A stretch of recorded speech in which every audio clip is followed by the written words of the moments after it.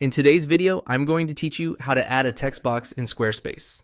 If you want to place written content on your Squarespace page, adding a text box is one of the easiest and most useful things you can do. A text box lets you insert headings, paragraphs, short descriptions, announcements, or any other written message exactly where you want it on the page. The good news is that Squarespace makes this process very simple. To get started, open the page in Squarespace where you want the text to appear. Once you're in the page editor, look for the option that says Add Block. This is the tool Squarespace uses to insert different kinds of content into a page, like images, buttons, galleries, and of course, text. Go ahead and click Add Block. After you click that, a panel will open showing the different block types available to you.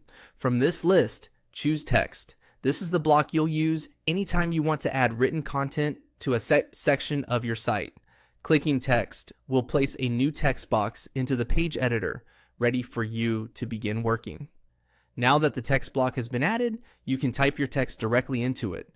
This is where you can enter whatever content you want your visitors to read. For example, you might add a welcome message, a business description, a product detail, or simple informational copy. As you type, keep readability in mind.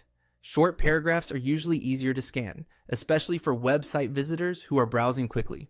You can also take a moment here to make sure your wording is clear and polished before moving on. If you're writing a longer section, it often helps to break it up into smaller chunks so the page feels cleaner and more professional. Even though the actual step is simply typing into the text box, this is the part where the content really takes shape, so it's worth being intentional. And that's all it takes to add a text box in Squarespace. You click Add Block, choose Text, and then type in your content. It's a quick process, but it gives you a lot of flexibility when building or updating your website. If you're editing multiple parts of a page, you can repeat the same process anywhere else you need more written content.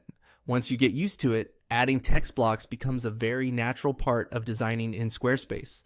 Thanks for watching, and I'll see you in the next video.